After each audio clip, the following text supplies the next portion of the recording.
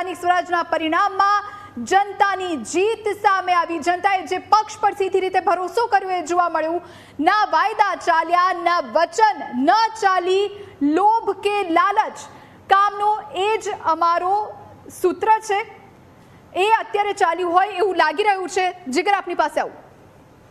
તમે જુઓ કે અત્યારનું વિશ્લેષણ મધ્યાહને લગભગ તમે 1:30 વાગ્યો છે ને 1:30 વાગ્યા સુધીના આ પરિણામોનું વિશ્લેષણ મોટું એ સાબિત થાય કે અહીં ન વાયદા ચાલ્યા, ન વચન ચાલ્યા, ન લોભ ચાલી, ન લાલચ, અહીં હવાલા કાંડ પણ ના ચાલ્યો, અહીં ફેક ફાયરિંગ પણ ના ચાલ્યું તો ફક્ત વિકાસનો મંત્ર। અને આ જ વિકાસના મંત્ર સાથે અત્યારના જે પરિણામો છે એ બીજેપીને એક જંગી જીત તરફ આગળ વધી રહ્યા છે। ચોક્કસ કેટલાક ઠેકાણે કોંગ્રેસને ખાતું ખોલ્યું છે એ વાતને નકારી ન શકાય। કોંગ્રેસની મહેનત અહીં રંગ લાવી છે।